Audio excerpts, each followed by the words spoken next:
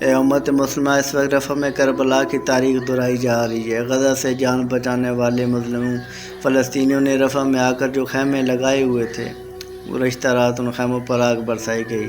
ہماری مسلمان بہن بیٹیوں کو زندہ جلا دیا گیا، کتنے معصوموں کو زندہ جلا دیا گیا، اور تمام امت مسلمہ ابھی بھی خاموش تماشائی ہے۔ تو جان لوگوں کہ اسی طرح ہوا تھا کربلا میں، کوئی یہ سوال نہیں کرے گا کہ اہل کوفہ کیسے خاموش رہے جب امام حسین کے گھرانے کو شہید کیا جا رہا تھا۔ بالکل ایسے خاموش رہے جیسے آج بھی ہم بھی خاموش بیٹھے ہیں۔ تقریباً 14 لاکھ فلسطینی، جن میں 6 لاکھ بچے شامل ہیں، وہ خیمے لگائے ہوئے تھے، اس وقت رفح میں پناہ گزین ہیں، اور راتوں رات ان کے خیموں پر آگ برسا دی گئی۔ ابھی بھی خاموش تماشائی بنے ہوئے ہیں، صرف تماشا دیکھ رہے ہیں۔ اور بدقسمتی سے ہمارے ملک میں اسلامی جمہوریہ پاکستان میں ممبروں میں بیٹھ کر صرف قرآن کے فضائل ہی بیان کیے گئے۔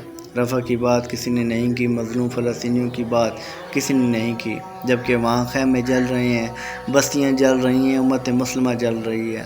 اور حضور نے فرمایا تھا تمام امت مسلمہ ایک جسم کی مانند ہے، اگر جسم کی کسی ایک حصے کو تکلیف ہو تو پورا جسم اس درد کو محسوس کرے۔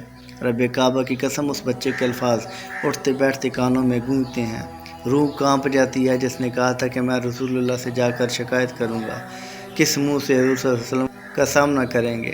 کم از کم ہم بول سکتے تھے ان کے حق میں، وہاں جا کر لڑنے کی طاقت تو ہمیں نہیں، لیکن ارباب اختیار کو یہ تو باور کرواتے کہ خدا کے لیے تمہیں ہم نے وہ طاقت بخشی ہے، تمہیں ہم نے سپورٹ کی ہے، آج تمہارے پاس طاقت ہے، وہ طاقت وہاں استعمال کرو۔ کس لیے رکھی ہوئی ہے؟ اپنے حق کے لیے بولو۔